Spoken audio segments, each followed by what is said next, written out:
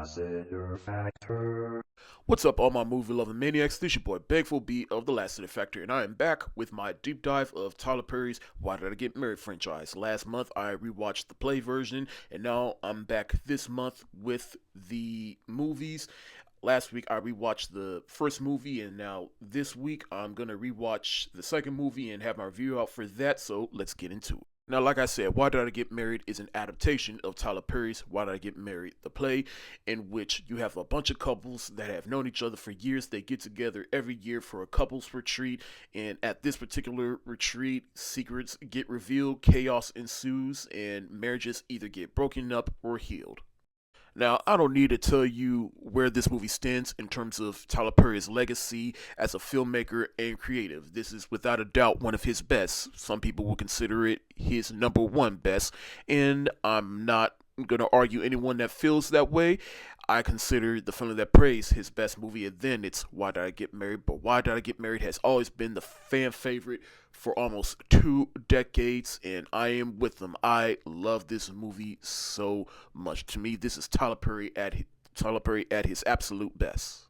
This was also one of my favorite movie theater experiences because I remember me, my mom, my sister, and her best friend went to the theater to go see this, and just seeing this, and I just remember seeing this in a packed theater with a bunch of black folks, and we all just sitting there having a good time. But we all just sitting there having a good time because this movie was relatable to a lot of people in the sense that it's dealing with a bunch of marriages with their own problems, and God, I love this movie. But I don't need to tell you whether or not this movie holds up, whether or not. So let's get into my positives. Like I said, this is Tyler Perry at his absolute best, just from a writing standpoint and a filmmaking standpoint. Like, you actually see Tyler Perry doing tracking shots, panning shots.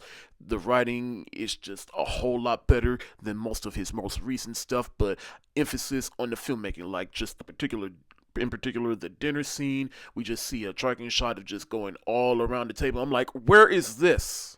But of course, the huge strength of this movie is the ensemble cast from Tyler Perry, Janet Jackson, Jill Scott, Sharon Leal. And side note, Sharon Leal within this movie, in 2007, she had me in a chokehold because I remember the first time I saw her was when she played Effie's replacement in Dreamgirls just a year before this movie came out. And then here she is again in this movie, and then this Christmas soon after.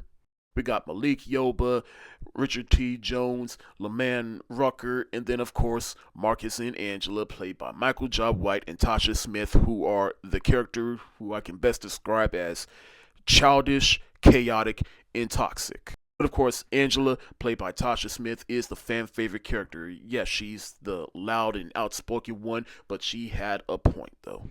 So many memorable moments, like that dinner scene alone has fed the black community for almost 2 decades. I just love watching other people's reaction to this movie, whether that be in person or online, because there are a lot of people reacting to this movie, and I highly recommend you watch it. If I had any negatives about this movie, it's, I guess, mainly just the second half. And I'm not saying I didn't like the second half, I really did. It's just the second half is just not as compelling as the first half. But regardless, I do like the structure of this movie, in which the first half we spend time with them at the marriage retreat, and then the second half of this movie is basically just healing and then resolving all their issues. Not an incredibly long review. I just wanted to give my overall thoughts on this movie because I want to watch the second movie, and then after that I'm going to do a real deep dive on all these couples individually just for fun. And yeah, I probably might rehash some things that other people have said, but I just feel like there's so much to dissect within all these couples, and especially going into Why Did I Get Married Again, which will come out in a few weeks. For right now, I just wanted to give my overall general thoughts on this movie before I dissect all these couples individually. So yeah, it goes without saying, Tyler Perry's Why Did I Get Married gets the hard eyes emoji. Thank y'all so much for watching. Have you seen Why Did I Get Married? If so, let me know what you think in the comment section below, and also let me know, do you consider this Tyler Perry's best? This your boy Bangful B of the Lassiter Factor. Stay safe, wash your hands, peace.